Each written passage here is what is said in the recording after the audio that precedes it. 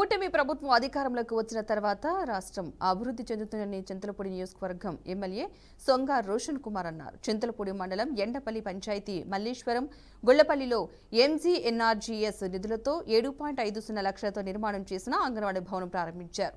ఈ సందర్భంగా ఆయన మాట్లాడుతూ కూటమి ప్రభుత్వం వచ్చిన తర్వాత చింతలపూడి నియోజకవర్గం అభివృద్ధిలో ముందుకు వెళ్తుందని అన్నారు. సూపర్ 6 పథకాలతో ప్రజలు ఆనందంగా ఉన్నారని తెలిపారు. మీరు ఎండపల్లి పంచాయతీలో ఏం జరిగింది అనేది అందరికీ తెలిసిందే. ఈ రోజు పిల్లలకు లెర్నింగ్ టెస్టులు ఉందాక మన వెంకటరామయ్య గారు చెప్పినట్టుగా వారికి భయాన్ని పోగొట్టి వారికి ఇక్కడ మంచి పోషకాహారం, అదేవిధంగా వారికి చిన్నతనం నుంచే అంగన్వాడీ టీచర్ నుంచి ఎలాగెళ్ళాలి స్కూల్కి, వారు చదువుకుంటే ఏ ఉపయోగం, ఇవన్నీ కూడా లెర్నింగ్ నేర్చుకునే అంగన్వాడీ స్కూల్ అనేది ప్రతి పంచాయతీకి అవసరం.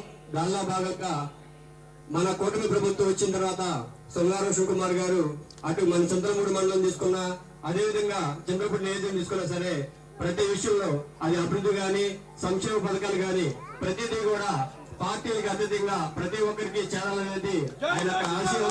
దానిలో భాగంగా ఈరోజు ఎండపల్లి పంచాయతీలో ఇంత మంచి కార్యక్రమాన్ని చేయడానికి వచ్చిన రోషన్ కుమార్ గారికి మరోసారి ధన్యవాదాలు తెలియజేసుకుంటూ ఇంత మంచి అవకాశాన్ని ఇచ్చినటువంటి కూటమి నాయకులందరికీ నా సంతోషం వ్యక్తం చేస్తూ థ్యాంక్ యూ సో మచ్.